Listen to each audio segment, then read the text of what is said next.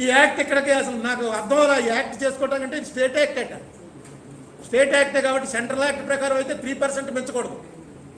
State యాక్టే కాబట్టి వీళ్ళు amend చేసుకోవచ్చు. ఎవరైనా ఇంతకుముందు చేశారా అంటే సంవత్సరం క్రితమే తెలంగాణ గవర్నమెంట్ చేసింది, కానీ అది ఉపయోగించే ధైర్యం మాత్రం కేసీఆర్ గారు చేయలే. ఊరికే యాక్ట్ చేసుకుని ఉన్నాడు, ఉపయోగించే ధైర్యం చేయలేదు.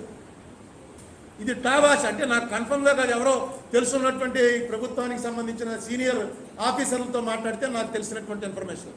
ఆయన చేశాడు కానీ వాడే ప్రయత్నం చేయలే. వాడే ప్రయత్నం చేస్తే చాలా గొడవ వచ్చేస్తుంది. స్టేట్లో అపోజిషన్లు బలంగా ఉన్నాయి, 2 అపోజిషన్ పార్టీలు ఉన్నాయి, బీజేపీ ఒకటి, కాంగ్రెస్ ఒకటి, చాలా బలంగా ఉన్నాయి. కాబట్టి ఆయన చేసేటువంటి ధైర్యం అయితే చేయలేదు. చేస్తాడేమో అని చూస్తున్నారు వాళ్ళు కూడా. అపోజిషన్ వాళ్ళు యాక్ట్ చేశాడంటే డెఫినెట్గా ఇది వాడతాడు, వాడితే అల్లరి చేద్దాం, మొత్తం తీసుకెళ్ళి ప్రజల్లోకి వెళ్దామని వాళ్ళు వెయిట్ చేస్తున్నారు. ఈయన మాత్రం ఇది వాడటానికే చేశాడు. మనకి ఇచ్చిన సమాధానం ఏంటంటే ఎలా పడబోతున్నాం ఈ అప్పుల ఊబిలో వచ్చంటే ఇది ఊబి కాదు నాయన, పూర్తిగా పోతున్నాం, పోవటానికే మేము సిద్ధపడ్డాం. అది ఆయన బొగ్గన రాజేంద్రనాథ్ రెడ్డి గారు మినిస్టర్గా ఎందుకు ఈ యాక్ట్ మారుస్తున్నాడు అన్న దాని మీద క్లియర్గా చెప్పాడు. మన ఆర్థిక పరిస్థితి బాగోలేదు, మనకి రాష్ట్రం విడిపోయిన తర్వాత పెరిగిపోయినటువంటి అప్పులు, తగ్గిపోయినటువంటి రాబడి, ఈ లోపల కోవిడ్, స్పెషల్ కేటగిరీ స్టేటస్ ఇవ్వలేదు, ఏమి మనకు ఇవ్వాల్సిన రెవెన్యూ డెఫిసిట్ ఇవ్వలేదు, ఏమి ఇవ్వనటువంటి పరిస్థితుల్లో గత్యంతరం లేక ఈ 100% పెంచుతున్నాం FRBM అని ఆయన క్లియర్గా రాసి అది అసెంబ్లీ ముందు ఉంచాడు. ఆ డాక్యుమెంట్ కూడా వచ్చింది. అంటే ఈ ప్రభుత్వం, రాష్ట్ర ప్రభుత్వం చేయబోయేటువంటిది ఏంటంటే ఇప్పుడు చేస్తున్న అప్పుల కన్నా విచ్చలవిడిగా ఇప్పుడు చేస్తున్న వాటిలో అక్కడ ఎక్కడా కూడా చిన్న కన్నం కూడా వదల, ఎవడిస్తాడంటే వాడి దగ్గర తీసేసుకున్నారు. దానికి ఉదాహరణ ఏంటంటే మనకు మామూలుగా 3% ఉంటుంది FRBM లిమిట్. అంటే ఇది రాష్ట్ర ప్రభుత్వం చేసే అప్పులు, సెక్యూరిటీ ఇచ్చే అప్పులు కాదు, షూరిటీలు ఇచ్చే అప్పులు కాదు. 3% ఉంటే అది కేంద్రం చేసిన చట్టం. ఎప్పుడు నేను అనుకోవడం మన్మోహన్ సింగ్ గారు వచ్చాకే చేసినట్టున్నారు 3% పెంచకూడదని. మన రాష్ట్ర జీడిపి అంతా 12 లక్షల కోట్లు. 12 లక్షల కోట్ల జీడిపి మీద 3% పెంచకూడదు. ఫస్ట్ ఇయర్ ఏం చేశారంటే లాస్ట్ ఇయర్ ప్రభుత్వం ఒక అవకాశం ఇచ్చింది. ఏమని, ఈ 3%కి అడిషనల్గా మీకు ఇంకొక 2% పెంచుతాం. ఏ రాష్ట్రాలకు పెంచుతామంటే 1 నేషన్ 1 కార్డ్, ఇది ఇంతకుముందు చెప్పాను మీకు. 1 నేషన్ 1 కార్డ్ అనేటువంటి పద్ధతికి కనుక ఒప్పుకుంటే 0.5% పెంచుతాం. కరెంటు మీటర్స్, అగ్రికల్చర్లో వాటికి కూడా కరెంటు మీటర్స్ పెడితే ఇంకో 0.5కి ఒప్పుకుంటాం. మున్సిపాలిటీ పన్నులు మేము చెప్పినట్టుగా పెంచి, ఇప్పుడు చెత్త పన్ను ఇవన్నీ వచ్చాయి, మేము చెప్పినట్టుగా పెంచితే ఇంకో 0.5కి ఒప్పుకుంటాం. ఈ మూడింటికి ఒప్పుకుంటే ఇంకో 0.5 కూడా ఒప్పుకుంటాం. అంటే 4టికి 3టికి ఒప్పుకుని 2% పెంచుకునే అప్పులు తీసుకున్నటువంటిది భారతదేశంలో బహుశా మన రాష్ట్రం ఒకటే. ఎప్పుడో ఒప్పుకోలే. మన రాష్ట్రం మాత్రం ఒప్పేసుకుని వెంటనే తీసేసుకున్నారు ఆ 2% కూడా. మళ్ళీ ఈ సంవత్సరం ఏమిచ్చారంటే ఇంకో ఆఫర్ ఇచ్చింది కేంద్ర ప్రభుత్వం. ఏమని, మీరు బడ్జెట్లో క్యాపిటల్ ఇన్వెస్ట్మెంట్ అని ఇంతని పెడతాం. ఒక 5,000 కోట్లు 6,000 కోట్లు క్యాపిటల్ ఇన్వెస్ట్మెంట్ ఇంత ఖర్చు పెట్టబోతున్నాం. క్యాపిటల్ ఇన్వెస్ట్మెంట్ అంటే రోడ్లు వేసిందో, బ్రిడ్జీలు కట్టిందో, బంగ్లాలు కట్టిందో, బిల్డింగ్స్ కట్టిందో, వీటి అంటే వాటి మీద మనకి రిటర్న్ వచ్చేది. ఇవి మామూలుగా ఫ్రీబీస్ ఇచ్చేవి, మన అమ్మఒడి లేకపోతే జీతాలు ఇచ్చినవి, ఇవన్నీ కూడా రెవెన్యూ ఎక్స్పెండిచర్, ₹1 వెనక్కి రాదు. క్యాపిటల్ ఎక్స్పెండిచర్ కింద ఎంత అయితే పెడుతున్నారో కేంద్రం పెట్టిన రూల్, దాంట్లో మీరు ఎంత పెడితే అంత, దాంట్లో మొట్టమొదటి క్వార్టర్లో అంటే ఏప్రిల్ నుంచి 3 నెలలకు అయ్యేటప్పటికి 15% పూర్తి చేయాలి. చూడండి, మనం ఏదైనా బిల్డింగ్ కొనుక్కుంటాం అనుకోండి, ఒక అపార్ట్మెంట్, ఆ అపార్ట్మెంట్ వాడు చెప్తాడు ఈ లెవెల్, బేస్మెంట్ లెవెల్ అయ్యేటప్పటికి ఇంత పేమెంట్ ఇవ్వాలండి, తర్వాత స్లాబ్ వచ్చేటప్పటికి ఇంత పేమెంట్ ఇవ్వాలి, తర్వాత గోడలు కట్టేటప్పటికి ఇంత పేమెంట్ ఇవ్వాలి, ఫైనల్గా లాస్ట్ పేమెంట్ మీకు ఎప్పుడంటే మొత్తం ఇల్లు పూర్తి చేసి మీకు అప్పు చెప్తాం, లాస్ట్ పేమెంట్ ఇచ్చేయాలి. ఇది మనం అందరం చేసే పని. అలాంటిదే కేంద్ర ప్రభుత్వం రూల్ పెట్టింది. ఫస్ట్ 3 మంత్స్లో 15% వర్క్ పూర్తవ్వాలి. ఒక ₹100 పని చేద్దాం అనుకుంటే ₹15 పని ఫస్ట్ 3 నెలలకు అవ్వాలి. తర్వాత 3 నెలలకి ఇంకొక ₹30 పని చేసి ₹45 పని అవ్వాలి. తర్వాత 3 నెలలకి అది ₹70, అంటే ఇంకొక పావలా పని చేయాలి, ₹70కి పెరగాలి. సంవత్సరం ఎండింగ్ వచ్చేటప్పటికి 100% పూర్తవ్వాలి. ఆ రకంగా కనుక మీరు చేస్తే మీకు ఇంకొక 0.5% అడిషనల్గా అప్పు చేసుకునేటువంటి అవకాశం ఇస్తాం. 0.5% అంటే 6,000 కోట్లు అనమాట. మంది 12 లక్షల కోట్లు కదా జీడిపి, దాంట్లో 0.5 6,000 కోట్లు వస్తుంది. అందులో కర్ణాటక కానీ, తమిళనాడు కానీ, తెలంగాణ కానీ, మన చుట్టుపక్కల ఉన్న రాష్ట్రాల వాళ్ళంతా ఆ ప్రకారంగానే పూర్తి చేసి 15, 45 ఆ ప్రకారంగా పూర్తి చేసుకుంటూ వస్తూ ఆ లోన్ వాళ్ళు తీసుకోగలిగారు. మన వాళ్ళు ఆ లోన్ కూడా తీసుకోలేకపోయారు. ఎందుకంటే క్యాపిటల్ ఎక్స్పెండిచరు మనం అనుకున్నదే, వాళ్ళేం ఇంపోజ్ చేయలే. మనం 100 రూపాయలు ఖర్చు పెడతామని చెప్పి ఆ 100లో 15 ఫస్ట్ టర్ము, తర్వాత పావలా చేయలేకపోయాం. ఆ రకంగా 0.5% తీసుకోవాల్సింది 6,200 కోట్లు ఎంతో ఖర్చు పెట్టుంటే వచ్చుంటుంది. 6,000 కోట్లు అంటే అప్పు ఇలా తీసుకుని అలా ఖర్చు పెట్టేస్తే అప్పు వచ్చేసినాం. కానీ దాని మీద ఏ రకమైనటువంటి శ్రద్ధ చూపించలేదు. ఆ రకంగా ఆపర్చునిటీ పోయింది. ఆపర్చునిటీ ఎక్కడుంటే అక్కడ అప్పులు చేయటంలో ఇక మామూలుగా లేదు. ఆ రకంగా అప్పులు చేసుకుంటూ వచ్చేస్తున్నారు. ఏం చెప్తే అది ఒప్పేసుకుంటున్నారు. ఇప్పుడు లేటెస్ట్గా ఏంటంటే నిన్న రాష్ట్రం పరిస్థితి బాగోలేదు కాబట్టి 180% సెక్యూరిటీ ఇచ్చి కార్పొరేషన్ల ద్వారా అప్పులు చేయడం మొదలెడతాం. రేపు చేయబోయేది అందనమాట. నేను ఇంత ముందు కూడా చెప్పాను, అప్పు చేసేటప్పుడు ఎలా తీర్చబోతున్నాం అనేటువంటి ఒక ఆలోచన ఉండాలి. మనకైనా అంతే. గవర్నమెంట్ నడపడం అంటే పెద్ద పనేం కాదండి. ఇంట్లో మీ ఆవిడో మీ అమ్మో ఇల్లు ఎలా నడుపుతుందో అలాగే ఇది. ఏ ఖర్చు అవాయిడ్ చేయగలమో, ఏ ఖర్చు అవాయిడ్ చేయలేని పరిస్థితి. వీటిని 2 రకాల ఖర్చుల్లో సరిగ్గా విడదీసి చూసుకుంటే సరిపోతుంది. ఈ గవర్నమెంట్ దగ్గర బహుశా అది లోపించింది. నాకు మా ఫాదర్ బిజినెస్ మ్యాన్, నాకు బాగా గుర్తు. 1970లో మా ఫాదర్ హెల్త్ పాడైపోయి వ్యాపారం ఆపేశాడు. ఆపేసి ఉన్న డబ్బులు అప్పులు ఇచ్చాడు, వడ్డీ వస్తుందని. ఆ అప్పులు ఇచ్చిన మొత్తం అంతా కూడా అన్ని కోర్టు కేసుకి అయిపోయాయి. ఎవరో వెనక్కి తిరిగి ఇవ్వాల. మంచి అప్పులే ఇచ్చాడు, సెక్యూరిటీ చూసుకుని అన్ని చూసుకుని ఇచ్చాడు. పరిస్థితి మారింది. ఆస్తులు అమ్మవలసిన పరిస్థితి వచ్చింది. నాకు బాగా గుర్తు, మా ఫాదర్ ఫస్ట్ జీప్ డ్రైవర్ని తీసాడు. ఇదేంటి డ్రైవర్ని తీసాడని మాకు ఆనందం, ఎందుకంటే మేమే డ్రైవ్ చేయొచ్చని, కుర్రాళ్ళం కదా. తర్వాత జీపే అమ్మేశాడు. తర్వాత ఫోను, అప్పుడు ఫోన్లు ఏంటంటే నెంబర్ ప్లీజ్ డైలింగ్ కూడా లేదు. ఫోన్కు చెక్క పెట్టి చేయించి తాళం వేశాడు, ఎవరు పడితే వాళ్ళు వాడకుండా. తర్వాత మా ఇంట్లో సగం పోర్షన్ అద్దెకిచ్చేశాడు. ఆ తర్వాత మాకు వీరభద్రపురంలో స్థలం ఉంటే ఆ స్థలం అమ్మేసి తను ఇవ్వాల్సిన బాకీలన్నీ ముందు తీర్చేశాడు. ఇక్కడ వడ్డీలు పెరిగిపోతుంటాయి. ఆ రోజుల్లో అనుకున్నాం మనకు ఇవ్వాల్సిన వాడు ఏమీ ఫీల్ అవ్వట్లేదు, మనం ఎందుకు ఇచ్చేయాలి ఇంత కంగారు పడి ఆస్తులు అమ్మేసి ఏంటో అనుకున్నాం. కానీ ఈ వేళ ఆలోచిస్తే ఆ వేళ అలా చేశాడు కాబట్టే మా ఫ్యామిలీ పూర్తిగా దారిద్ర్య రేఖకి దిగువకి దిగజారిపోకుండా నిలబడడానికి కారణం మా ఫాదర్ వాళ్ళు తీసుకున్న స్టెప్సే. ఎక్స్పెండిచర్ తగ్గించడం, ఇన్కమ్ వచ్చేటువంటి మార్గాలు ఏమున్నాయో వెతుక్కోవడం, ఇల్లు అద్దెకిచ్చడం, ఇవన్నీ ఇన్కమ్ మార్గాలు. బయట ఉన్నటువంటి బాకీలు తీర్చేయడం ద్వారా వడ్డీలు పెరగవు, ఆస్తులన్నీ పోవు. ఇది చాలా సింపుల్ మేనేజ్మెంట్. మనందరం అదే చేస్తాం. మనం ఏదో ఒక స్థలం దొరికింది, ఆ స్థలం కొనడానికి అప్పు చేస్తాం. ఎందుకంటే కరెంట్ ఇక్కడ రేటు పెరుగుతుంది, రేటు పెరిగి ఇక్కడ వడ్డీ కన్నా స్పీడ్గా రేటు పెరుగుతుంది కాబట్టి మనకేం ఇబ్బంది లేదు.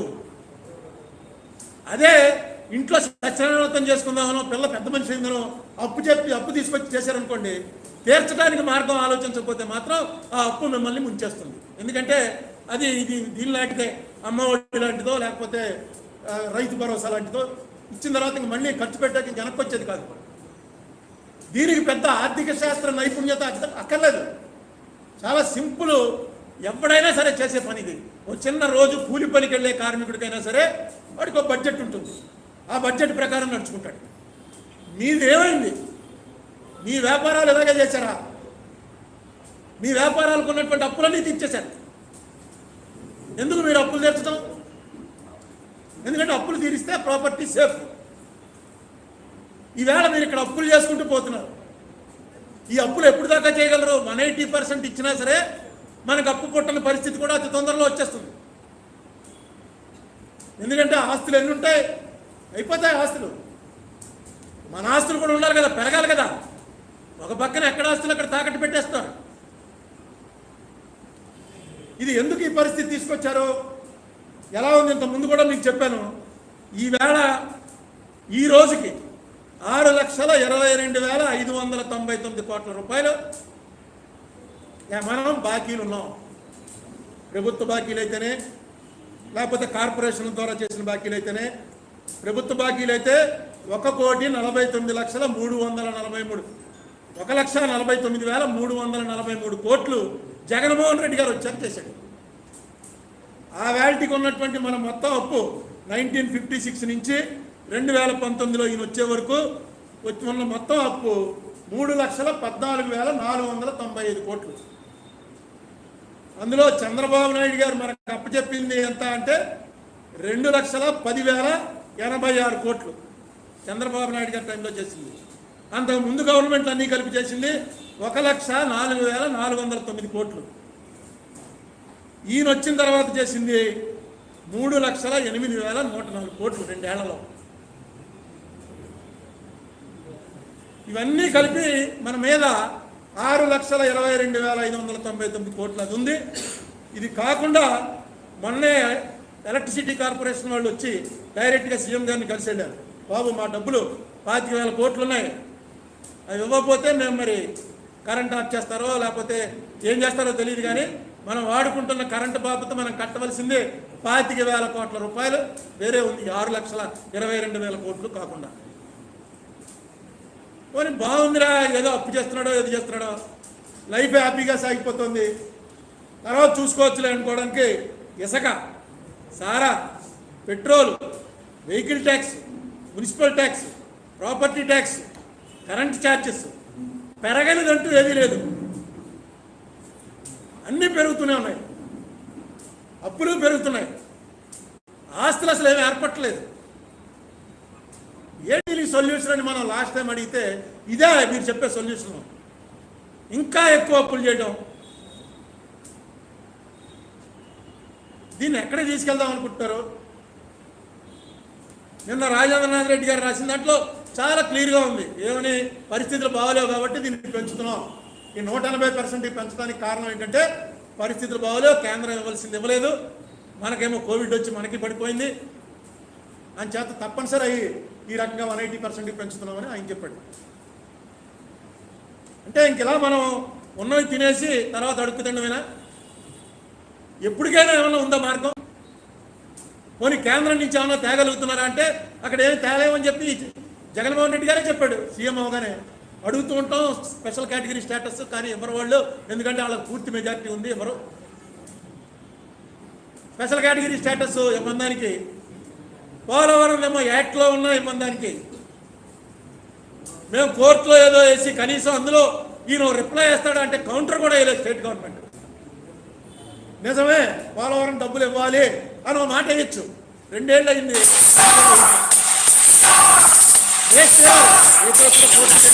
మేము వెళ్ళి గొడవ చేస్తాం, ఎందుకు వేయట్లేదు స్టేట్ గవర్నమెంట్ అడగండి అని. కోర్టుకి వెళ్ళి ఒక వెసులుబాటు కల్పిస్తే రాష్ట్ర ప్రభుత్వానికి, అది కూడా వాడుకోవడానికి సిద్ధంగా లేరు. కోర్టే ఇస్తుంది జడ్జిమెంట్, ఎందుకు ఆప్ చేసావు చెప్పని కేంద్రాన్ని అడుగుతుంది. కమిట్ అయినటువంటి డబ్బు ఎందుకు ఇవ్వట్లేదు? ఎక్కడుందో నాకు తెలియట్లేదు. కానీ గవర్నెన్స్ విషయంలో ఈ 2 సంవత్సరాలు జగన్మోహన్ రెడ్డి గారు డిజాస్ట్రస్గా ఫెయిల్యూర్ అయ్యారు. ఇలా నేను ఎక్స్పెక్ట్ చేయలే. ఎందుకంటే ఇంత మెజార్టీతో వచ్చినటువంటి ప్రభుత్వం, నెక్స్ట్ 30 ఏళ్ళు సీఎం ఉంటానని చెప్పినటువంటి మనిషి, నెక్స్ట్ పదవి స్వీకారం నాడు ఇప్పటి వరకు ఏ సీఎం మాట్లాడిన విధంగా ఆయన పబ్లిక్ స్పీచ్ ఇస్తూ ఏం చెప్పాడు? కరప్షన్ ఫ్రీ గవర్నమెంట్ ఇస్తున్నా, 6 నెలల్లో మీరే చెప్తారు అందరూ అవినీతి లేని ప్రభుత్వం ఇచ్చాడ్రా అని కూడా అన్నాడు ఆయన. నేను నమ్మాను, ఎందుకంటే యంగ్ పర్సన్ అయ్యాడు. ఇంత చిన్న వయసులో ఇంత పెద్ద మెజార్టీతో సీఎం అయిన వ్యక్తి, అతనికి ఎంతసేపు దృష్టి ఈ సీఎం ఎలా కంటిన్యూ అవ్వాలని ఉంటుంది తప్ప, సీఎం కంటిన్యూ అవ్వడానికి ఒకే ఒక మార్గం. మన పక్కనే ఉన్నాడు నవీన్ పట్నాయక్, అక్కడ ఏమీ లేదు డెవలప్మెంట్ కానీ ఇంకోటి కానీ, ఎందులోనూ అతను ఫస్ట్ మార్క్ తెచ్చుకోవాలి. ఇండియా మొత్తంలో ఒరిస్సా ఏం గొప్ప స్టేట్ కాదు, కానీ ప్రజలందరూ నమ్మారు ఇతను కరప్ట్ కాదు అని. అందుకే మళ్ళీ ఎన్ని పార్టీలు ఎలా పోటీ చేసినా సరే అతను నెగ్గుతున్నాడు. ఈవేళ పక్కన తమిళనాడులో మొదలెట్టాడు స్టాలిన్. వాళ్ళకు కూడా చాలా అవినీతి ఆరోపణలు, చాలా గొడవలు ఉన్నాయి. కరుణానిధి మీద, ఇతని పార్టీ మీద, వీళ్ళ చెల్లెలే జైలుకి వెళ్ళి వచ్చింది. ఇన్ని గొడవలు ఉన్నాయి. అయితే ఈవేళ వచ్చాడు అనుకున్నాడు ఇది ఒకటి పని చేస్తుందిరా మనకని. మీ ప్రభుత్వంలో అలా జరుగుతుందా? ఒక్కసారి గుండెల మీద చేసుకుని ఆలోచించండి. ఎక్కడ లేదు కరప్షన్ అంటే చెప్పలేకపోతున్నాం. అంత ఎక్కువగా ప్రతి ఇష్యూలోనూ ప్రతి వాడు రోడ్డు మీద అయితే మాట్లాడుతున్నాడు. ఏం చేస్తున్నారు కంట్రోల్? ఇలా ఇంత దారుణంగా అపోజిషన్ అలా ఫెయిల్ అయింది.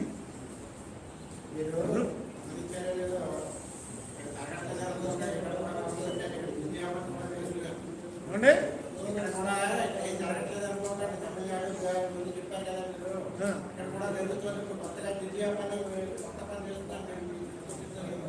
అదేంటిది? గోడ మీద మీ ఇంటి పేరు, మీ పేరు ఎవరికి మీ గోడ మీద రాసుకుంటే పని చేస్తారు. మీ గోడ మీద రాయించుకుంటే 500 ఉంటుంది, పన్ను 5,000 ఉంటుంది.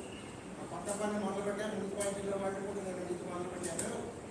ఆరుడంగా ఉంది, మామూలుగా కూడా లేదు. గోడ మీద పేరు రాసుకుంటే అది దాన్ని పబ్లిసిటీ అంటారు, దాన్ని ఐడెంటిటీ అంటారు. ఇంకా ఇల్లు, ఇది నా హాస్పిటల్, ఇది నా ఇల్లు అని రాసుకుంటే అది పబ్లిసిటీ అవ్వదు. నువ్వు ప్రదక్షిణ ఎప్పుడు నన్ను అసెంబ్లీలో యాక్ట్ చేశారా? రోడ్డు మీదకి వచ్చి నువ్వు బోర్డు పెడితే అప్పుడు ఇది అవుతుంది. నీ గోడ మీద నీ పేరు రాసుకుంటే పబ్లిసిటీ అవ్వదు. ఇంకోటి గోడ మీద రాస్తే పబ్లిసిటీ అవుతుంది. కొన్ని అంటే పబ్లిసిటీ పన్ను వేస్తారా ఇప్పుడు దీనికి? దారుణంగా 500 బోర్డు రాయించుకుంటే 5,000 పన్ను. ఆ స్థాయిలో ఉంది ఇప్పుడు. మీరు ఏం జరగట్లేదు అనుకోకండి.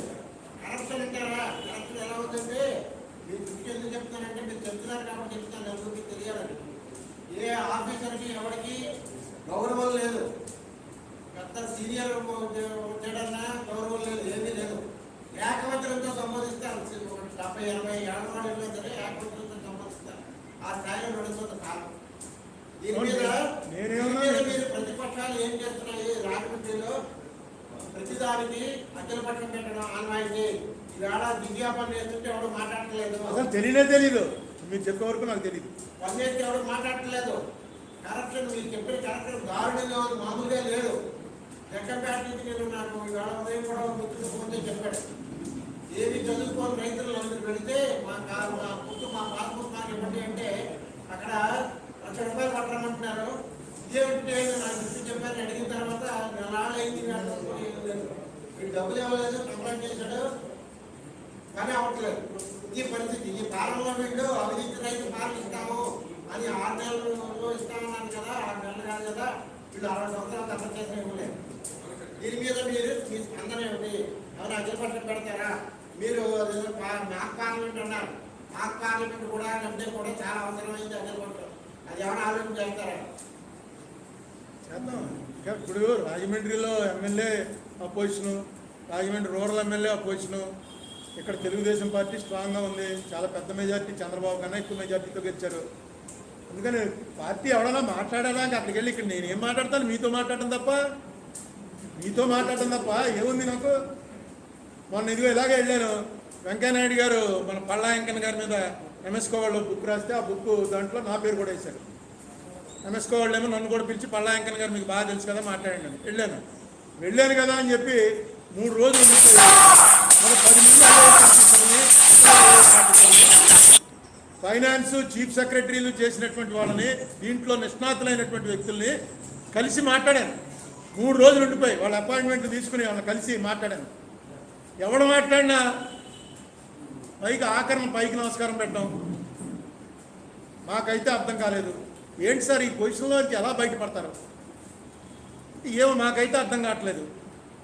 చాలా ఇలాంటిది ఎప్పుడు చూడలేదు మేము. పొజిషన్ ఉంటుంది, ఒక్కోసారి అప్పుల ఇది ఎక్కువగా ఉంటుంది, ఆదాయం తక్కువగా ఉంటాయి, కానీ మనకేదో హోప్ ఉంటుంది. ఇదిగో మనకి ఇది ఉంది, దీంట్లో మొత్తం వచ్చేస్తుంది, ఇదిగో ఇది రాబోతోంది, ఇదిగో పోలవరం కట్టేస్తే వైజాగ్ దాకా మొత్తం ఈ ల్యాండ్ అంతా కూడా ఫర్టైల్ అయిపోతుంది. ఈ జగ్గంపేట ఇవన్నీ తుని, ఈ దాటి అనకాపల్లి, ఈ పక్కన ఉన్నటువంటి ల్యాండ్స్ అన్నీ కోనసీమలాగా అయిపోతాయి. ఫుల్ ఈల్డింగ్ వస్తుంది, గవర్నమెంట్ ఇన్కమ్ పెరుగుతుంది, ప్రజల కొనుగోలు శక్తి పెరుగుతుంది. ఏం పర్లేదు, మనకి పోలవరం అయిపోనివ్వండి. నేను అలాగే అనుకునేవాడిని. పోలవరం అయిపోగానే ఆంధ్ర రాష్ట్రం విడిపోవటం వల్ల వచ్చిన నష్టాలన్నీ 3-4 ఏళ్లలో మొత్తం రికవర్ అయిపోతాయండి. అయితే ఆ పోలవరం మేము అని చెప్పేశారు. క్లియర్గా చెప్పి పారుతారు అంతే. ఏమో ఇంతే ఇస్తాం, ఆ ఇచ్చాడు వీళ్ళు ఖర్చు పెట్టిన డబ్బు కూడా పట్ల తాగునీరుకి ఇవ్వరట. తాగునీరు పేరు చెప్పి సాగునీరుకి ఇస్తుంటే అడ్డం పెడతానే చూశాను, కానీ సాగునీరు వెళ్తుంటే అందులో తీసుకు తాగరా, అది తాగునీరు అయింది కాబట్టి మేము ఇవ్వటం. ఎక్కడెక్కడా లేని తీసుకొచ్చి ఇక్కడ పెడుతున్నారు. వీళ్ళేమో అడగరు, అడగటానికి ఏవో రకరకాల కారణాలు అంటారు, కేసులు అంటారు, ఏంటో అర్థం అవదు. ఈ అవినీతి రహిత పరిపాలన మాట అలా ఉంచి ఇప్పుడు చెప్పాక జిజియా పన్ను ఏంటో నాకు అర్థం కదా. జిజియా పన్ను అంటే మనకి తెలిసింది ఊరికే ప్రతిదానికి జిజియా జిజియా అంటాం, కానీ జిజియా పన్నులో ఒక రీజనింగ్ ఉంది. ఏంటంటే ముస్లిం రాజుల తరఫున యుద్ధంలోకి వెళ్ళి దెబ్బలాడి చచ్చిపోవడానికి హిందువులు సిద్ధంగా ఉండరు కాబట్టి ఎవరైతే యుద్ధంలోకి వెళ్ళరో వాళ్ళు ఈ పన్ను కట్టాలి అని పెట్టాడు. హిందువులు యుద్ధంలోకి వెళ్తామంటే వాళ్ళు వెళ్ళొచ్చు, అయితే మేము వెళ్ళవండి అని చెప్పి వాళ్ళు పన్ను కట్టేసేవారు. అది జిజియా పన్ను. దానికి అదేంటి బలవంతంగా వసూలు చేయడం అని పేరు వచ్చింది. అలాగే ఒకసారి ఏదో పుష్కరాలప్పుడు కూడా మీరే గొడవ చేశారు, పుష్కరాల్లో ఏదో పన్ను వేస్తుంటారు. ఇది ఏంటి జిజియా పన్ను లాగా. మనకి ఏ పన్ను అన్నా సరే తలనొప్పి అయితే అది జిజియా పన్ను అంట, కానీ ఇది జిజియా కాదు, ఇది చాలా గజిబిజి పన్ను. నేమ్ బోర్డు పెట్టుకుంటే ఏంటంటే బాబు వేళ నేమ్ బోర్డు లేకపోతే వాడు మన టిఫిన్ ఆర్డర్ ఇస్తే ఆడు కూడా రాలేకపోతున్నాడు. అందరం ఫ్లాట్స్లో ఉంటున్నాం, టిఫిన్కి ఆర్డర్ ఇస్తాం కదా, దాన్ని ఏమంటారు జొమాటో వాడికి దోశ తెచ్చి పెట్టవా అంటే వాడు ఆ బిల్డింగ్ దగ్గరికి వచ్చి కింద నుంచి అడుగుతున్నాడు ఎంత అండి మీ ఫ్లాట్ అని. మీ ఫ్లాట్ నెంబర్ చెప్తే వాడికి కన్ఫ్యూజన్ వస్తుంది. బయట పేరు రాసి ఉంటేనే వస్తున్నాడు, కింద పేరు ఉంటేనే వస్తున్నాడు, కింద పేరులో చూస్తున్నాడు 3rd ఫ్లోర్ 3rd అని.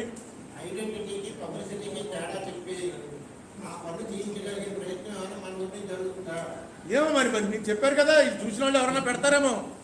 ఎవరో పొలిటికల్ పార్టీలే పెట్టాలి అఖిలపక్షం అంటే. నేను చెప్తే నేను పిలిస్తే ఎందుకు వస్తారు అఖిలపక్షం? ఆయన చెప్తే మా వాళ్ళు కమ్యూనిస్టులు ఇద్దరు గ్యారంటీగా వస్తారు, జనసేన పార్టీ వాళ్ళు గ్యారంటీగా వస్తారు, పర్సనల్గా తెలుసు కాబట్టి. తెలుగుదేశం వాళ్ళంతా నాకన్నా సీనియర్లు, వాళ్ళు నేను పిలిస్తే ఎందుకు వస్తారు అఖిలపక్షంగా? వాళ్ళే పిలవాలి, లేకపోతే వాళ్ళకన్నా పెద్దవాడు ఎవడో పిలవాలి. సో డెఫినెట్గా అఖిలపక్షం అంటూ పిలిస్తే చాలా మంచిది. మనకు అసలు పెద్ద సాంప్రదాయం అది, ఓ 10 ఏళ్ళ నుంచి ఆగిపోయింది. రాజమండ్రిలో అఖిలపక్షం వల్లే రోడ్ కమ్ రైల్ బ్రిడ్జ్ వచ్చింది. అన్నీ వచ్చాయంటే రాజమండ్రిలో అఖిలపక్షం వల్ల. రూలింగ్ పార్టీ వాళ్ళే పెట్టించేవారు అఖిలపక్షం. బాబు నువ్వు ఇక్కడ గొడవ చేయి, నేను అక్కడికి వెళ్ళి సీఎం దగ్గర గొడవ చేస్తానండి. మరి ఎంచేతో మొత్తం అన్నీ ఆ కల్చర్స్ అన్నీ పోయి ఇప్పుడు ఇటో అటో ఇంతే ఇదే నడుస్తుంది. దాంట్లో మొత్తం నాశనం అయిపోతున్నాం. నా భయం ఎక్కడ పట్టుకుందంటే, ఇప్పుడు నాకు వ్యక్తిగతంగా వచ్చిన నష్టమేం లేదు, నా భయం ఎక్కడ పట్టుకుందంటే ఈ స్టేట్ ఏమన్నా ఒక భయంకరమైనటువంటి స్టేట్గా బ్రాండ్ అయిపోతుందా? ఇప్పటికే చెప్తున్నారు కాంట్రాక్టర్లు ఎవరు రావట్లేదుట. మొన్న ఎవడో గ్యామిన్ బ్రిడ్జ్ నుంచి ఫోన్ చేసి నాకు నానా బూతులు తిట్టాడు. ఏంటంటే నన్ను తిడుతున్నావు ఏంటంటే, నీ టైంలోనే కదా వచ్చింది ఈ బ్రిడ్జి, కనీసం చూసుకోవద్దా నువ్వు, ఈ బ్రిడ్జి పరిస్థితి ఎలా ఉంది అంటే మళ్ళీ ఈ బ్రిడ్జి గురించి, ఆ బ్రిడ్జి టైంలో ఇంజనీర్లు, ఆ గ్యామిన్ ఇండియాలో మన దగ్గరికి వచ్చిన వాళ్ళు ఎవడో ఉపకారం కోసం వచ్చిన వాళ్ళు వీళ్ళందరినీ ఎతికి పట్టుకుని ఏంట్రా గ్యామిన్ ఇండియా పరిస్థితి అని అడిగితే గ్యామిన్ ఇండియా దివాలా తీసింది. దివాలా తీసేసి అప్పచెప్పేశారు. ఎవరికి? NCLT వాళ్ళకి, నేషనల్ కంపెనీ లా ట్రిబ్యునల్ వాళ్ళకి వాళ్ళు అప్పచెప్పేశారు.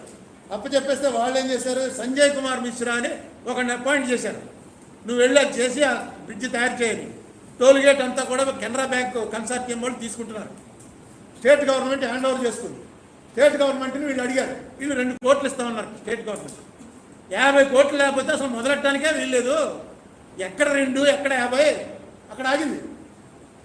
వాళ్ళు 50, ఇప్పుడు పరిస్థితి ఎలా ఉందంటే 50 కోట్లు స్టేట్ గవర్నమెంట్ ఇస్తామన్న టేబుల్ క్యాష్ అని ఎలా ఉన్నారు.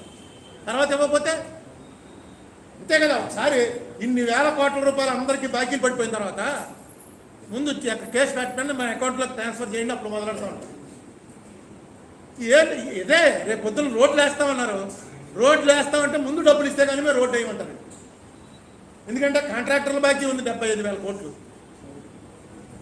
అలాగే మొన్న ఎవరో NGO లీడర్ చెప్తున్నాడు, వాళ్ళ అకౌంట్లో ఉన్నటువంటి డబ్బులన్నీ వాళ్ళకి తెలియకుండానే పోయాడు, తీసేసుకున్నారు. ఆ లీడర్ ఎవరో NGO లీడర్ వచ్చి కూర్చొని చెప్తున్నాడు, ఇది అంతా కూడా ఈ సైబర్ అఫెన్స్ లాంటిది, బాగా తెలియకుండా మా డబ్బు ఎలా తీసేసుకుంటారు.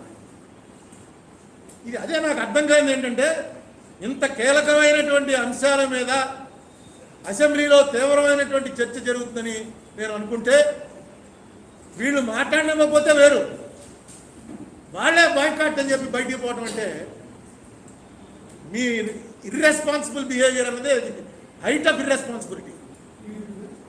టీడీపీ ఎందుకు అలా చేశారు డెఫినెట్గా మీకు తెలుసు.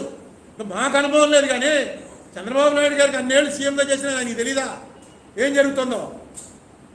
ఇది అడగవలసినటువంటి అవసరం లేదా? మళ్ళీ నేను సీఎంఐ వస్తాను, వచ్చి ఏం చేస్తావు చెప్పు. సీఎంగా ఈయన రాగానే నేను ఇదిగో ఇది చేయబోతున్నాను, ఈ క్రైసిస్లోంచి బయట పారేస్తాను అని చంద్రబాబు నాయుడు గారిని ఒక ప్రెస్ మీట్ పెట్టి చెప్పానండి. చంద్రబాబే కాదు, మోడీ గారు వచ్చి ఇక్కడ సీఎంగా మారినా సరే, మన్మోహన్ సింగ్ గారు మారినా సరే, రఘురామరాజన్ వచ్చి మారినా సరే, లేదు అమెరికా రిచ్ కంట్రీ అని చెప్పి బైడెన్ని తీసుకొచ్చి మన రాష్ట్రానికి సీఎం చేసినా సరే, వాళ్ళు సీఎం అయ్యి ఏం చేసి ఈ పరిస్థితిలోంచి రాష్ట్రాన్ని బయటపడేయగలరు? ఎవడైనా చెప్పగలరా? అవకాశం ఉందా? మామూలుగానే 6,22,000 కోట్లకి చేరిపోతే 180%కి అమెండ్మెంట్ చేసిన తర్వాత అసలు ఏమన్నా మిగులుతుందా? రేపు నుంచి దడదడలు ఇచ్చేస్తారు. బ్యాంకులో కూడా వెంటనే ఇచ్చేస్తారు, ఎందుకంటే government insurance. Rajahmundry municipal corporation 1000 కోట్లు ఇవ్వయా మేము ఇస్తున్నాం గ్యారంటీ అంటే ఇస్తారు, ఎందుకంటే ఇవ్వాల్సింది స్టేట్ గవర్నమెంట్. స్టేట్ గవర్నమెంట్ ఇవ్వలేకపోతే ఓహో ఆస్తులు ఎన్ని ఉన్నాయి, రెవెన్యూ ల్యాండ్సే ఉంటాయి 25 లక్షల కోట్లు. సేఫ్ బ్యాంక్కి మొత్తం అన్నీ కూడా మన చేతిలోకి వచ్చేస్తాయి. మా ఉద్యోగాలు ఏం పోవు, మేము చూసే ఇచ్చామండి. ఈ అమెండ్మెంట్ తోటి రాబోయేటువంటి ఒక విపత్కరమైనటువంటిది ఎదుర్కోవడానికి వీళ్ళు మేము ఉన్నామంటున్నారు. ఇక అపోజిషన్ వాళ్ళు వెళ్ళి కూర్చోకుండా బాయ్కట్ చేశాక ఎందుకు ఇది?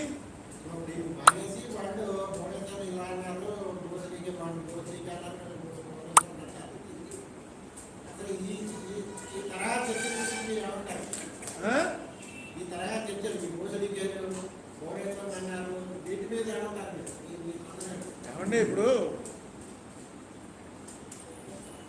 అసలు సబ్జెక్ట్ డైవర్ట్ చేయడానికి ప్రభుత్వం ట్రై చేస్తుందంటే అర్థం ఉంది. ఎందుకంటే ప్రభుత్వానికి తెలుసు పరిస్థితి బాగోలేదు, దీని మీద చర్చ జరగకూడదు అని ప్రభుత్వం భావించుంటే మనం అర్థం చేసుకోవచ్చు. ప్రతిపక్షం కూడా డైవర్ట్ చేయడానికి ట్రై చేస్తుందంటే నాకు అర్థం కదా. ప్రతిపక్షం అనేది ఈ టైంలో ఎంత బ్రహ్మాండం. ఇప్పుడు నేను చెప్తే నేను 10 మందిని అడిగితే తెలిసింది నాకు, 10 మందిని అడగకపోతే నాకు తెలియదు ఇవన్నీ. చంద్రబాబు నాయుడు గారికి అవసరం లేదు, ఆయనతో పనిచేసి రిటైర్ అయిన వాళ్ళందరూ ఆయనతోటే ఉన్నారు. ఆ హెరిటేజ్లోనూ ఇంకో చోట పనిచేస్తున్నారు. ఆయన బ్యాచ్ అంతా ఉన్నారు. ఒక అరగంటలో మొత్తం ఫిగర్స్ చెప్పేస్తారు వాళ్ళు. రిజర్వ్ బ్యాంకులో ఆయనకి కావాల్సిన మనుషులు 3 మంది ఉన్నారు, కేంద్ర ప్రభుత్వంలో 3 మంది ఉన్నారు. ఇప్పుడు వాళ్ళ ముఖ్యులందరూ కూడా బీజేపీలో చేరి అక్కడ బీజేపీ నాయకత్వానికి దగ్గరగా ఉన్నారు. ఎందుకు అసలు మీరు వచ్చి ఈ ఇష్యూ వదిలేసి ఏదో ఇష్యూలు ఇప్పుడు మీరు చెప్పారు, అందులో నాకు ఏంటో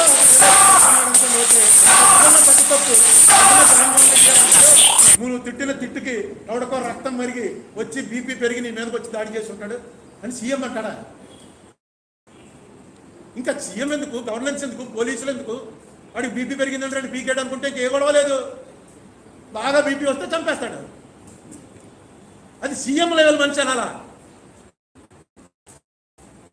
నెక్స్ట్ దానికి సంస్కృత శోధనలోకి వెళ్ళి హిందీ శోధనలోకి వెళ్ళి అవన్నీ వెతికి సీఎం గారు వచ్చి డయాస్కి చెప్తున్నాడు మా అమ్మని ఇలాగ అనొచ్చా?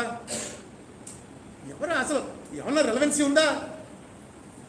అంత సీరియస్ అవ్వాలా ఇష్యూ? అది ఎవడో మీరు నా లెవెల్లో నేను అసలు అనామకుండి నేను ఎవడోకి తెలీదు. ఒకసారి వెళ్ళి చూడండి యూట్యూబ్లోనూ వాటిలోని ఎన్ని కామెంట్లు పచ్చి బూతులు ఉంటాయి. ఎందుకుంటాయి? నేను మాట్లాడుతున్నాను కాబట్టి. ఎస్, పెట్టుకునేవాడు పెట్టుకుంటాడు. ఎవడి స్థాయిని బట్టి, ఎవడి సంస్కృతిని బట్టి, ఎవడి స్థాయిని బట్టి వాడు పెట్టుకుంటాడు కామెంట్. వాడు డౌన్ అవుతాడు తప్ప ఆ కామెంట్ పెట్టినందుకు మనమేం డౌన్ అవ్వం.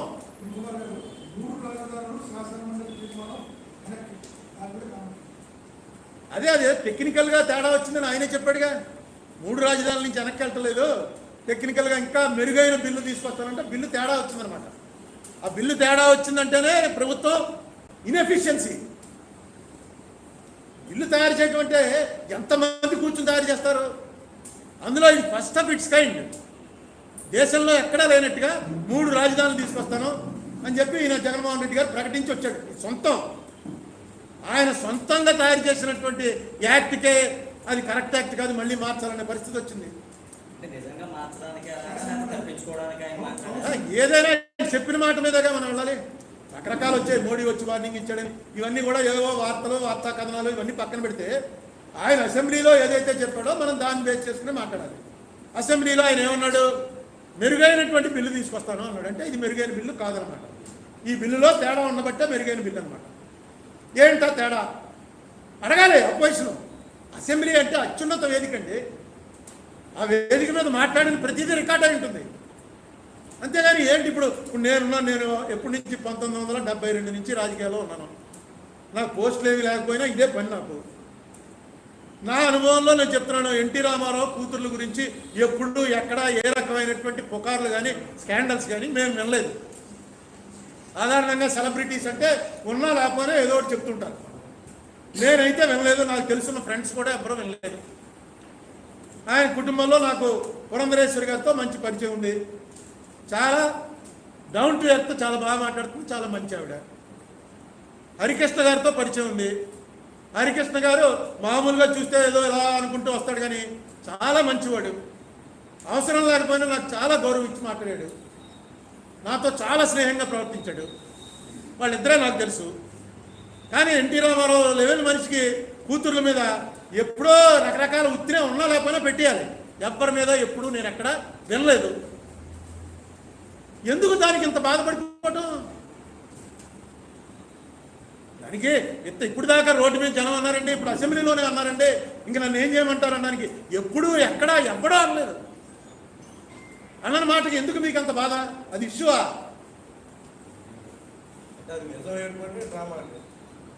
ఏం ఇప్పుడు డ్రామా నిజమా అని చెప్పేంత డ్రామా ఎందుకు చేస్తాడు? నేను డ్రామా అని నేను అనుకోను.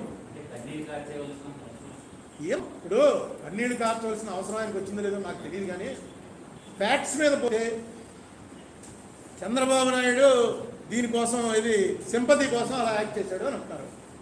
చంద్రబాబు నాయుడికి తెలియదు ఆ సింపతి పనిచేయదని. ఒళ్ళంతా రక్తమైపోయి మైల్లో పేలిపోయి ఎగిరంత దూరంలో పడి లేచి ఇలా వస్తేనే సింపతి పనిచేయలే.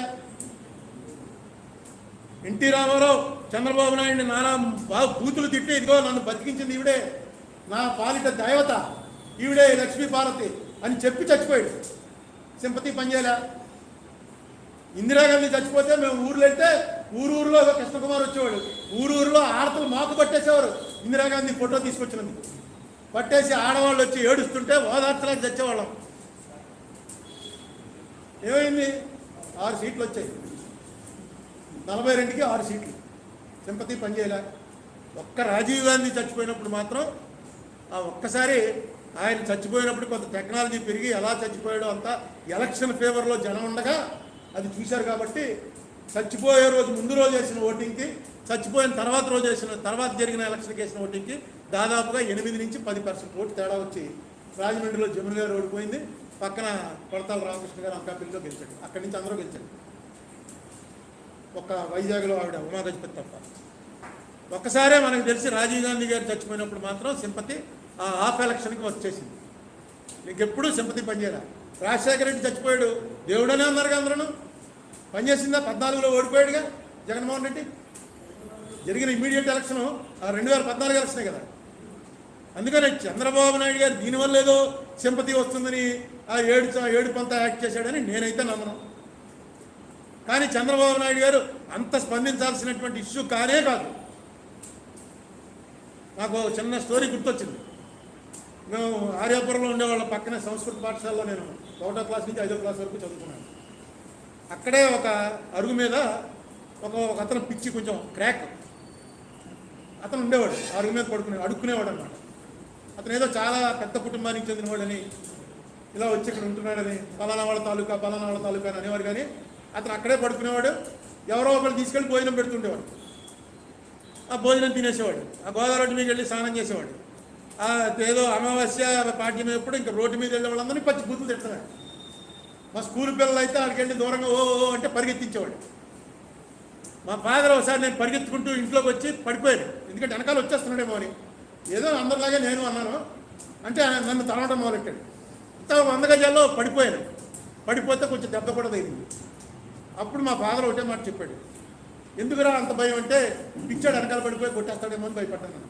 పిచ్చాడని నువ్వే అంటున్నావు కదా, ఏం మాట్లాడు, వెళ్ళు, ఎదురుగుండా అలా నడుచుకుంటాడు, నేను ఇక్కడ నిలబడతాను, ఏం చేస్తాడో చూద్దాం. అక్కడే ఉన్నాడు. అంటే నేను అలా ఎదురుకుండా భయంగానే నడుచుకుంటూ వెళ్ళాను.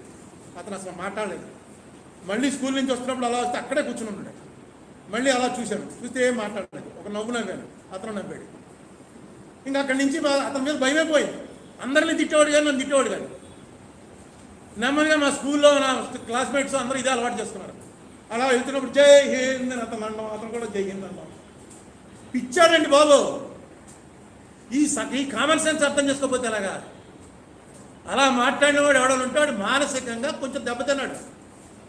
మానసికంగా దెబ్బతిన్నవాడి గురించి మనం ఎందుకు దాని ఆలోచన, దాని గురించి ఏడుపులో విను.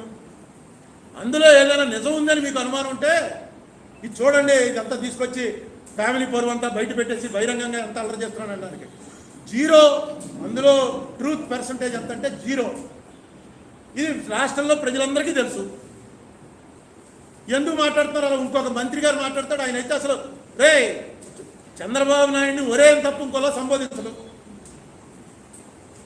ఎదవా వాడు వీడు అని మాట్లాడుతూనే ఉంటాడు. నేను ఆయన తప్పు అనుకోను. జగన్మోహన్ రెడ్డి గారు ఏం చేస్తున్నాడు? నేను ఒక ప్రెస్ మీట్లో జగన్మోహన్ రెడ్డి అని అన్నందుకు నన్ను ఏమని ఖండించారు తెలుసా? ఏకవచన ప్రయోగం చేస్తావా చీఫ్ మినిస్టర్ని అని ఒక ఆయన ఖండించాడు. నాకేదో ఆయనతో ఉన్నటువంటి చనువు వల్ల పొరపాటు అని ఉంటాను. నిజమే, జగన్మోహన్ రెడ్డి అనేటప్పటికీ అతను కోపం రావచ్చు. కానీ మీ పార్టీ కూడా అది ఇంప్లిమెంట్ చేయాలి కదా. 70 ఏళ్ల చంద్రబాబు నాయుడు ఇన్నేళ్ళు సీఎం చేసినటువంటి మనిషిని చంద్రబాబు నాయుడుకి గారు అన్న నీకు ఇష్టం లేదు. చంద్రబాబు నాయుడు రే అదా అంటుంటే ఏ మెసేజ్ వెళ్తుంది? మీకెందుకు గౌరవం ఇస్తారు? మనుషులకి గౌరవం అండి. అపోజిషన్ అంటే డెమోక్రసీలో అంత తేలిక కాదండి. అపోజిషన్ అంటే వాజ్పేయి ఓడిపోతే 1984లో ఆన్ రికార్డు చెప్పాడు రాజీవ్ గాంధీ. వాజ్పేయి లేడు, ఫెర్నాండెజ్ లేడు, ఇంకా 4-5 పేర్లు చెప్పి వాళ్ళెవ్వరూ లేనటువంటి ఈ సభలో నేను ఏమి మాట్లాడను, ఏ సలహాలు తీసుకోను. మొత్తం అందరూ ఓడిపోయారు. బహుగుణ ఓడిపోయాడు, ఫెర్నాండెజ్ ఓడిపోయాడు, వాజ్పేయి ఓడిపోయాడు, పెద్ద పెద్ద స్టాల్ వర్డ్స్ అందరూ ఓడిపోయారు. ఓడిపోతే రాజీవ్ గాంధీ ఆన్ రికార్డు చెప్పిన మాట. అందుకే రాజీవ్ గాంధీకి నెక్స్ట్ ఎలక్షన్లో 180 వచ్చాయి. 430 420 సీట్లతో వచ్చిన వాడు 25%లోకి పడిపోయాడు. ఎందువల్ల? అతని పక్కన right hand, left hand, back hand, front hand అందరూ వ్యతిరేకమైపోయారు.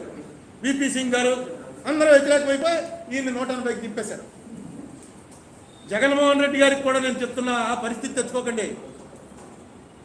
151 సీట్లు ఈవేళ వచ్చాయి. ఈ స్టేట్లో ఎప్పుడు రాలని సీట్లు. మీరు ఎప్పుడైతే అపోజిషన్ పార్టీ అన్న వాళ్ళ యొక్క వాల్యుబుల్ డెసిషన్స్ ఏవైతే వాల్యుబుల్ మీకు ఇచ్చే సలహాలు ఉంటాయో అవి తీసుకుంటేనే డెమోక్రసీకి ఒక అర్థం వస్తుంది. మీరు సక్సెస్ అయినా ఫెయిల్యూర్ అయినా గవర్నెన్స్తో అదిరా మనిషి అంటే అలా ఉండాలి అని జనం అనుకునేలా బతకాలి. యాజ్ ఎ సీఎం రాజశేఖర రెడ్డికి ఎందుకు అంత మంచి పేరు వచ్చింది?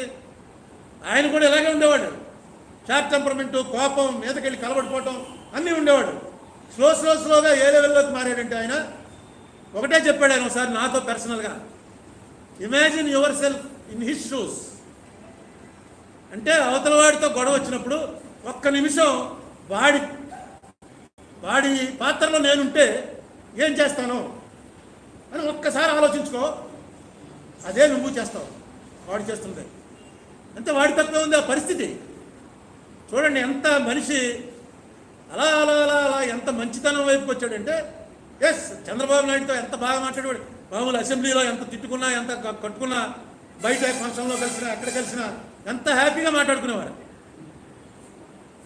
అక్కడ ఉన్నటువంటిది నువ్వు ఆన్ బిహాఫ్, ఇది ఒక ట్రస్ట్. ఈ ట్రస్ట్కి నువ్వు on behalf of the public నువ్వు ఒక ట్రస్టీవి. ఈ ట్రస్టీలు మొత్తం అక్కడ ఉన్నటువంటి 175 మంది ట్రస్టీలే. ఈ ట్రస్టీల్లో వాళ్ళు 23 మంది ఒక గ్రూపు, మీ 151 మంది ఒక గ్రూపు. ఎక్కువ మంది ట్రస్టీలు నిన్ను ట్రస్ట్ బోర్డు చైర్మన్గా ఎన్నుకున్నారు. ఎప్పుడైతే ఇది ఒక ట్రస్ట్, దీంట్లో ఇటు మారుతుంటాయి. మనం ఉన్నంతకాలం ఈ ట్రస్ట్ అనేది మనం ఏ రకంగా పైకి తీసుకొస్తామో చరిత్రలో ఉండిపోతుంది. సువర్ణాక్షరాలతో నా పేరు ఉండిపోవాలి అనే ఆలోచన ఎప్పుడైతే మీకు లోపిస్తుందో, మళ్ళీ నెగ్గాలంటే ఏం చేయాలి? ముందు అపోజిషన్ లేకుండా చేయాలి అని అనుకోవడమే తప్పు. అపోజిషన్ ఉంటేనే డెమోక్రసీ. అపోజిషన్ లేకుండా ఉంటే చాలా బాగుంటుంది. వీళ్ళు బయటకు వెళ్ళిపోయారు, ఇంకా గొడవలేదు అనుకుంటే చాలా తప్పు. నన్ను చూసాంగా, నిన్న క్వాలిటీ ఆఫ్ స్పీచెస్ చూసారా? ఒక ఆయన భజన పాటలు పాడాడు, ఒక ఆయన ఏం మాట్లాడాడు అర్థం కాకుండా మాట్లాడాడు. అంటే ఇదంతా ఎలా ఉందంటే ఇక మనమే ఏమైనా మాట్లాడుకోవచ్చు. ఇప్పుడు మీ కెమెరాలు ఏమి లేవు అనుకోండి, నేను ఏదైనా మాట్లాడచ్చు. మీరు అందరూ చూపిస్తున్నారు అనేటప్పటికి కొంచెం ఒళ్ళు దగ్గర పెట్టుకుని ఉంటాం. ఎప్పుడూ అపోజిషన్ అనేది స్వయంగా వెళ్ళి ఆహ్వానించండి. నేను జగన్మోహన్ రెడ్డి గారిని కోరుతున్నాను, స్వయంగా మీరు ఆహ్వానించండి. బాయ్ కట్ చేయొద్దు. మీరు చేసిన తప్పే వాళ్ళు మీకు ఎందుకు కలిసి వచ్చిందంటే మీరు వెంటనే పాదయాత్రలో పడిపోయారు కాబట్టి. మీరు రోడ్డు మీద తిరగటం మొదలెట్టారు, జనంలో తిరగటం మొదలెట్టారు. దానివల్ల మీకు ఆ పాదయాత్ర కలిసి వచ్చింది. అప్పుడు కూడా నేను చెప్పాను, వెళ్తే మీరు ఒక్కరూ వెళ్ళండి, మీ సభ్యులందరినీ మానకండి, వాళ్ళందరినీ అసెంబ్లీకి వెళ్ళమనండి అని ఇక్కడే చెప్పాను. అయితే మీరు వేరే డెసిషన్ తీసుకున్నారు. కానీ ఈవేళ ఈ డెసిషన్ మాత్రం ఈ రాష్ట్రానికి ఆరోగ్యకరమైనటువంటి డెసిషన్ కాదు. మీకు ఆవేళ ఎందుకు ఈ తనిమల నాగిరెడ్డి గారిని ఓడించలేక కాంగ్రెస్, ముచ్చలపల్లి సుందరయ్య గారిని ఓడించలేక కాంగ్రెస్ ఎందుకు వాళ్ళు రావాలని కోరుకునేది? వాళ్ళు లేకపోతే అసెంబ్లీ లేదు. వాళ్ళు వచ్చి అక్కడ మాట్లాడితేనే, వాళ్ళు అక్కడ ఉంటేనే ఇక్కడ వీళ్ళు ఒళ్ళు దగ్గర పెట్టుకుంటారు. వాయిదాల గోపాలకృష్ణ గారు ఇండిపెండెంట్గా గెలిచాడు. ఎవరు సపోర్టు? కమ్యూనిస్టుని కాదని ఏంటంటే కాంగ్రెస్ వాళ్ళే ఓట్లు వేస్తారు. ఆయన కాంగ్రెస్కి వ్యతిరేకమైన ఈయన ఉండాలరా అని. ఈవేళ ఆ పరిస్థితుల్లో థింక్ చేసే టైం వచ్చింది. మీరు దయచేసి దీనికి ఏదైనా వీలైతే ఒక మీటింగ్ పెట్టి ఎందుకు ఇలా చేస్తున్నారని, నేను చెప్పింది తప్పు. అరుణ్ కుమార్ అనవసరంగా భయపడి, అరుణ్ కుమార్ ఒక్కడే కాదు, ఈ రాష్ట్రంలో కొంచెం ఆలోచించగలిగిన వాళ్ళందరికీ ఇదే భయంలో ఉన్నారు. ఈ భయం తప్పయా? ఇగో ఇది చేయబోతున్నాం మేము, ఇది మా ప్రోగ్రాం, 2 ఏళ్ళు అయ్యేటప్పటికి ఈ వాతావరణం తీసుకొస్తాం అని చెప్పండి. మీరు మాట తప్పను మడమ తిప్పను అని మడమ తిప్పడం జరిగిపోయింది. కౌన్సిల్ రద్దులో మడమ తిప్పారు. రేపు ఎలక్షన్కి నేను ఓటే అడగను, సంపూర్ణ మద్య నిషేధం పెట్టకపోతే ఓటే అడగను అన్నారు. ఈవేళ మీరు పెట్టాలన్నా పెట్టలేరు, ఎందుకంటే మొత్తం ఎస్క్రో చేశారు. 15 ఏళ్ళకో 20 ఏళ్ళకో ఈ మధ్యలో వచ్చే డబ్బంతా కూడా అమ్మఒడికో దేనికో డైవర్ట్ అవుతుందని. సో ఈ పరిస్థితిలో మీరు మాట తప్పను మడమ తిప్పను అని ఏమనుకోకర్లా. రాష్ట్రం ఎలా బాగుండాలి అన్న దానికోసం మీరు ఏమైనా తిప్పండి, ఏం తిప్పినా పర్వాలేదు. కానీ రాష్ట్రం అన్నదానికి టాప్ ప్రయారిటీ ఇవ్వండి, భవిష్యత్ అన్నదానికి టాప్ ప్రయారిటీ ఇవ్వండి. ఈవేళ ఎలా గడుస్తుందన్న ఆలోచనకి పరిమితం అయితే మాత్రం మీరు చాలా పెద్ద తప్పు చేస్తున్నారు. చరిత్రలో మీకు చాలా బ్లాక్ పేపర్స్ పెడతారు.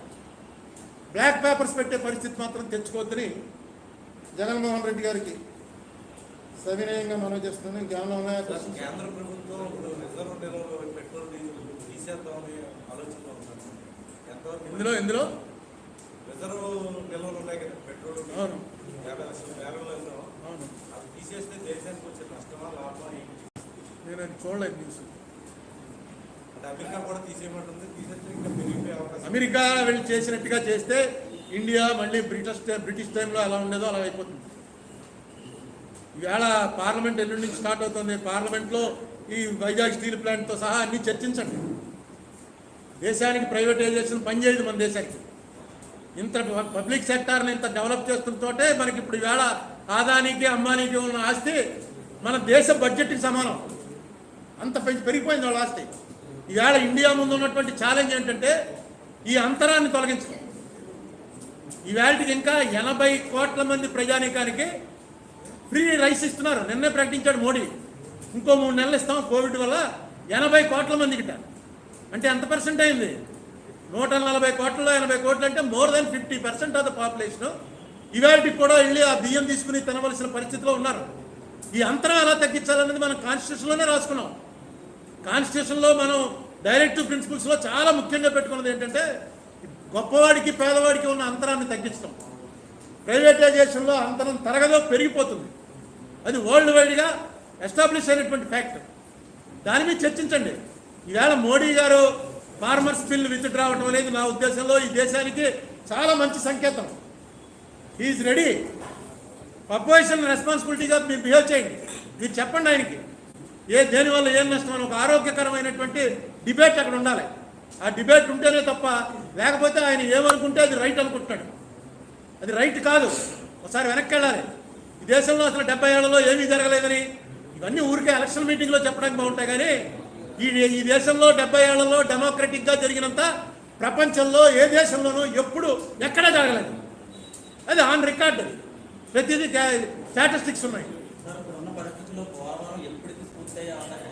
పోలవరం పూర్తి అయిపోతుంది. పోలవరం ఏముంది, రిజర్వాయర్ ఉండదు. చెప్పారు కదా, జగన్మోహన్ రెడ్డి గారు చెప్పారు, ఆయన చెప్పారు కావాలంటే టేప్ పెట్టి కొలుచుకోండి అని కూడా చెప్పారు. టేప్ పెట్టి కొలుచుకుంటే అంత ఎత్తు ఉంటుంది. అంత ఎత్తు ఎందుకు పెట్టమంటున్నావు? నీళ్లు నిల్వ చేయడానికి. నీళ్లు నిల్వ చేయని దానికి ఎందుకు అంత ఎత్తు గోడ కట్టి అవతల పక్కన ఇది ఎత్తేస్తుంటారు, స్పిల్ ఓవర్లోంచి పోతూ ఉంటాయి. ఎందుకంటే ఆగితే మునిగిపోతుంది. మునిగిపోయిన చోట మీరు రిహాబిలిటేషన్ ఇవ్వాలంటే 32,000 కోట్లు కావాలి. అది మేము ఏమో అంటారు. యాక్ట్లో ఉంది, క్యాబినెట్ తీర్మానం చేసింది, కోర్టులో వేసాం, అది తెచ్చుకోలేకపోతాం. ఇంకా స్పెషల్ కేటగిరీ అడగండి అంటున్నారు. అరే ఫుల్ రైట్ ఉన్న పోలవరం డబ్బులే తెచ్చుకోలేకపోతే ఏంటంటే మేము అడిగామా లేదా అని చెప్పి చూపిస్తారని. పార్లమెంట్లో లేచి స్పీచ్ ఇవ్వడం ఏదైనా అడగచ్చు. వెంటనే అమెరికా మీదకి దండయాత్ర చేయండి, అమెరికా ఆస్తులన్నీ మనం స్వాధీనం చేయండి అని స్పీచ్ ఇచ్చినా అక్కడ తీసుకుంటారు, రికార్డు ఉంటుంది. పిచ్చాడు రా అనుకుంటారు. నేను అప్పుడే చెప్పాను అమెరికా మీద స్వాధీనం చేసుకున్నారండి అని. కావాలంటే చూసుకోండి అంటే దాని అర్థం ఏంటి? నీకు ఏమొచ్చిందన్నది, ఫలితం ఏమొచ్చింది? మిమ్మల్ని 100 రూపాయలు అప్పు అడిగానండి. అడిగితే సాయంకాలం అడిగాడు, 100 రూపాయలు అప్పు అడిగావు కదా, పని జరిగిందా అని. సగం జరిగిందండి అన్నాను. అంటే ఏంటి అర్థం? 50 రూపాయలు ఇచ్చారని అనుకుంటాను. కాదు, నేను అడగటం జరిగింది, ఆయన ఇవ్వటం జరగలేదు. దాన్ని కూడా సగం జరిగిందని చెప్పచ్చు. పని జరిగిందా అంటే సగం జరిగిందండి అని. అలా ఉంది చూస్తుంటాను. ఏమి చంద్రబాబు నాయుడు గవర్నమెంట్ దిగిపోవటానికి ప్రజల్లో ఎందుకైతే కోపం వచ్చి జగన్మోహన్ రెడ్డి గారికి అన్ని ఓట్లు అయితే వేశారో అందులో ఒక్క తప్పు రైట్ చేశామని చెప్పానండి. చంద్రబాబు నాయుడు చేసిన ఈ తప్పుని నేను రైట్ చేశాను. చంద్రబాబు నాయుడు పోలవరం తను తీసుకున్నాడు, తప్పది అన్నావు. నువ్వు అప్పచెప్పే వాళ్ళకి నువ్వు తీసుకున్నావు. చంద్రబాబు నాయుడు డబ్బులు తేలేకపోయాడు, నువ్వు తెచ్చావా? నువ్వు తేలేకపోయావు. Chandrababu Naidu special category status తేలేకపోయాడు, నువ్వు తెచ్చావా? నువ్వు తేలేకపోయావు.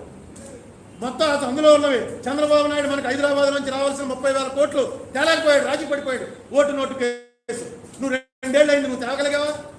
నువ్వు తేలేకపోయావు. నీకు ఎక్కడ ఉంటుంది? ఇంకా మనం దాని గురించి ప్రయత్నం చేస్తున్నాడు. పార్లమెంట్లో గొడవ చేశాడు. నిన్న మీటింగ్ అయింది, అపోజిషన్ అంతా బాయ్కట్ చేశారు. ఈయన కూడా బాయ్కట్ చేసి ఉండవలసింది. మా పోలవరం సంగతి, స్పెషల్ కేటగిరీ సంగతి తేలినంత వరకు మేము రాం. మాకు గౌరవం ఉంది, రాజ్యాంగ దినోత్సవం, కానీ మేము ఈ మీటింగ్కి రావట్లేదు. వీళ్ళు వెళ్ళిపోయారు, టీడీపీ వెళ్ళిపోయారు.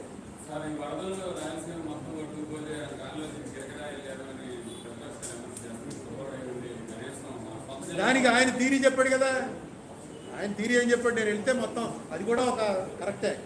సీఎం వచ్చాడనేటికి మొత్తం ఆఫీసర్లు అన్నీ వదిలేసి అక్కడ పోతాడు. అందుకని నేను మానేశాను అన్నాడు. అదేమో నేనేది అందులో తప్పట్లేదు. అలాగే ఇందాక ఇంకో విషయం, అది తప్పది. అది తప్పు అంటే మాట తప్పడం, మనం తిప్పడం అన్నమాట. తర్వాత ఇంకో విషయం కూడా ఇందాక చెప్పాను. ఎలాగైతే ఎన్టీ రామారావు గారి కూతుర్ల మీద ఏదో వచ్చింది, ఆరోపణలు వచ్చాయి, అపోహలు వచ్చాయి, స్కాండల్స్ వచ్చాయి అన్నది ఈ రాష్ట్రంలో ప్రజలు ఎవరో నమ్మట్లేదు, నేను నమ్మట్లేదు, నేను ఎలాగైతే చెప్పానో అలాగే మొన్న అసెంబ్లీలో జగన్మోహన్ రెడ్డి గారికి వివేకానంద రెడ్డి హత్యలో పాత్ర ఉంది అన్నట్టుగా ఏదైతే మాట్లాడారో అది నేను నమ్మట్లేదు. జగన్మోహన్ రెడ్డి గారికి వివేకానంద రెడ్డి గారి హత్యలో ఏ రకమైనటువంటి సంబంధం లేదనే నేను నమ్ముతున్నా. నేను వ్యక్తిగతంగా నేను నమ్ముతున్నా. ఎందుకు నమ్ముతున్నావు అంటే రీజనింగ్, ఆయన వెంటనే సిబిఐ ఎంక్వైరీ అడిగాడు. తర్వాత సిబిఐ ఎంక్వైరీ విత్డ్రా అవుదామని అనుకున్నా. సిబిఐ ఎంక్వైరీ అడిగింది మాత్రం మొట్టమొదటి జగన్మోహన్ రెడ్డి అడిగాడు కాబట్టి ఎంక్వైరీ జరగాలి అని అతను ఎందుకు అనుకుంటాడు? నిజం తెలియాలనే ఉద్దేశంతో అయి ఉండొచ్చు. అయినా మర్డర్ కేసు గురించి అసెంబ్లీలో చర్చ ఏంటండి? అసలు దానికి ఒక నామ్స్ ఏదైనా ఒక మర్డర్ కేసా? సిబిఐ ఏమో ఇన్వెస్టిగేట్ చేస్తుందా? దాని మీద అసెంబ్లీలో చర్చ.